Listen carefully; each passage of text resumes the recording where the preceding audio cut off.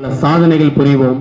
நாம் இம்மண்ணில் பிறந்ததற்கும் இம்மண்ணில் நாம் வாழ்வதற்கும் மிகப்பெரிய ஒரு உற்சாகமாகும். உலகளவில் இந்திய நாடு மிக உயர்ந்த நாடு, பாரத நாடு பழம்பெரும் நாடு, நீர் அதன் புதல்வர் இந்நினைவு அகற்றாது என்ற பாரதியின் வழிகளுக்கு ஏற்ப இந்நாட்டின் மன்னர், இந்நாட்டின் தலைவன், நீங்கள் எல்லாம் வருகால தலைவர்கள் என்பதை புரிந்து கொண்டு கல்வியிலும் விளையாட்டிலும் பிற சிந்தனைகளிலும் தெளிவாகவும் அமைதியாகவும் அன்பாகவும் பண்பாகவும் பாசமாகவும் உற்றார் உறவினர்களும் ஆசிரியர் பெருமக்களோடும் மாணவர்களும் நட்பு பாராட்டி உலக சாதனையை புரிய வேண்டும் என்ற எண்ணத்தோடு நீங்கள் வர வேண்டும் என்று இந்த இனியதொரு காலை வேளையில் உங்கள் பாராட்டி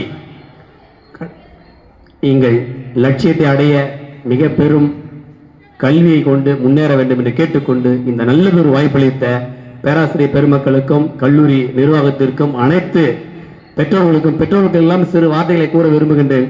நம் குழந்தைகள் பள்ளியில் குறைவான நேரங்கள் ஒரு 6 to 8 மணி நேரம் தான் இருப்பார்கள்.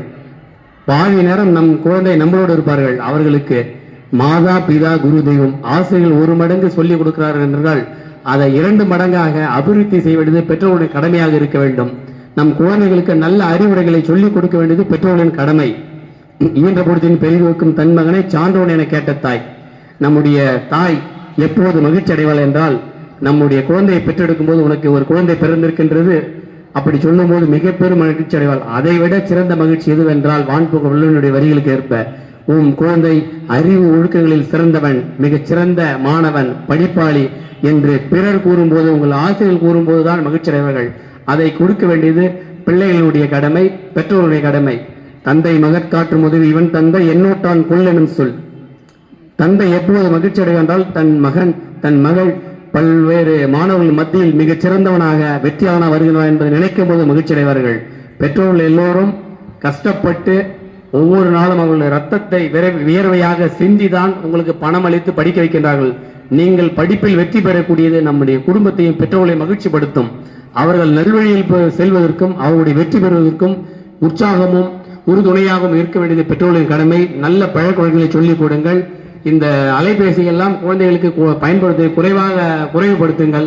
தயவு செய்து அலைபேசியை கொடுக்காதீர்கள் என்பதை கேட்டுக்கொண்டு பெற்றோர்களும் ஆசிரியர் பெருமக்களும் இணைந்து ஒரு மாணவனை நல்லதொரு மாணவனை உருவாக்குவதற்கு நாம் எல்லோருமே பாடுபட வேண்டும் என்று கேட்டுக்கொண்டு, நம்முடைய குழந்தைகள் நம் நாட்டின் குழந்தைகள், நம் நாட்டின் வளம், எதிர்கால தலைவர்கள் என்பதை கூறிக்கொண்டு அனைவருக்கும் இந்த காவல்துறை சார்பாகவும் சில சொல்ல விரும்புகிறேன். நேரம் எப்படி என்று தெரியவில்லை.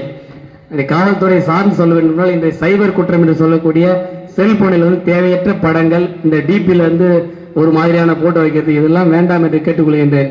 சைபர் கிரைம் வந்து பார்த்தீங்கன்னா தேவையற்ற லிங்குகளை தொடுவதன் மூலம் உங்களுடைய பணங்கள் பறிக்கப்படும். நம்முடைய போட்டோ வந்து வேற மாதிரி எங்கேயாவது அனுப்பப்படும். தேவைக்கு மட்டுமே செல்போனை பயன்படுத்த வேண்டும், தேவையற்ற நேரத்தில் பயன்படுத்த வேண்டாம் என்று அன்போடு கேட்டுக்கொள்கின்றேன். மகளிர் மற்றும் பெண் குழந்தைகளாம் இருக்கின்றார்கள். பள்ளியில் எப்படி பழக வேண்டும், கல்லூரி செல்லக்கூடிய இடங்களில் எப்படி பழக வேண்டும், பொது இடங்களில் எப்படி பழக வேண்டும் என்பதெல்லாம் நாம் சொல்லிக் கொடுக்க வேண்டிய நம்ம கட்டாயத்தின் கடமை இருக்கின்றோம். இன்றைய சூழ்நிலையில் பெண் குழந்தைகள், பெண்களுக்கு ஒரு வெளி தெரியாத ஒரு அச்சுறுத்தலாக இந்த செல்போன் தான் இருந்து கொண்டிருக்கிறது, இந்த சோசியல் மீடியா என்று இருந்து கொண்டிருக்கின்றது. அதிலிருந்து நம்மை பாதுகாத்துக் கொள்ள ஒவ்வொரு செயல்பாடுகளையும் நம்ம கவனம் செலுத்த வேண்டும். குழந்தைகளை சொல்லி கொடுக்க வேண்டும்.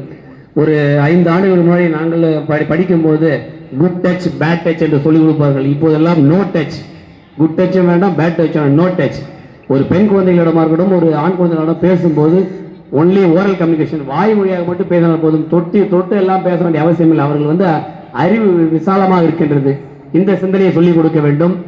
பெற்றோரிடம் எப்படி பழக வேண்டும், பெற்றோர்கள் தவிர்த்து பிற மனிதர்கள் எப்படி பழக வேண்டும் என்பதெல்லாம் சொல்லிக் கொடுக்கணும். இது அன்னையர்கள் கையில் தான் உள்ளது. வீட்டு ஆண்கள் வந்து பல்வேறு வேலைக்கு சென்று இருப்பார்கள், பெண்களும் வேலைக்கு செல்வார்கள். நம்முடைய வேலைக்கு சென்றாலும் குழந்தைகளோடு அதிக நேரத்தை செலவிட வேண்டும் என்பது அன்பான வேண்டுகோள். இன்றைய காலத்தில் குழந்தைகளோடு பெற்றோர்கள் தன்னுடைய நேரத்தை செலவிடாத காரணத்தால் தான் பல்வேறு இன்னல்கள் வருவதாக சைபர் கிரைம் ஆய்வறிக்கையே எங்களுக்கு கிடைக்கின்றது. அன்றாடம் நாள்கள் நீங்கள்லாம் பார்த்திருப்பீர்கள். அதனால் குழந்தைகளும் நன்றாக பேசுங்கள். குழந்தைகளுடைய அறிவு சிந்தனை சற்று மந்தமாக இருந்தாலும் உன்னால் முடியும், நீ பொறுமையாக படி, பொறுமையாக இதில் செயல்படு. அவர்களை உற்சாகப்படுத்த வேண்டும், ஊக்கப்படுத்த வேண்டும். உன்னுடைய வகுப்பில் இவன் முதல் மார்க் எடுத்துனா நீ என்ன படிக்க மாட்டேன்ற அப்படியெல்லாம் தயவுசெய்து சொல்ல வேண்டாம். ஒவ்வொருவருக்கும் ஒரு திறமை இருக்கணும்.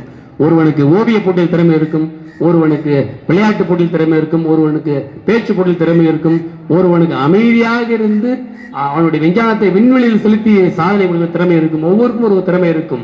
முதல் மார்க் எடுத்தால்தான் நம்ம அறிவாளி, சிறந்த படிப்பாளி என்று நினைக்க வேண்டாம். கடைசி மதிப்பெண் எடுப்பதும் வெற்றி பெற முடியும். நான் எல்லாம் முதல் மதிப்பெண் பெற்றவன் அல்ல, ஒரு நடுத்தரமான மதிப்பெண் பெற்றவன், கடைசி மதிப்பெண் பெற்றவன் தான்.